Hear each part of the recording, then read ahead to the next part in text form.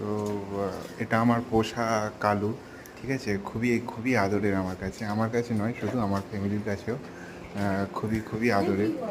আর আমি আগের দিনই জাস্ট রাঁচি থেকে ফিরেছি, তো প্রথমেই এসে আমাকে আমার কাছ থেকে আদর খেয়ে নিল এবং আমাকে খুবই মানে দুটো হাত দুটো পা উপরে তুলে আমাকে পুরো বুকে জড়িয়ে আদর করে নিল।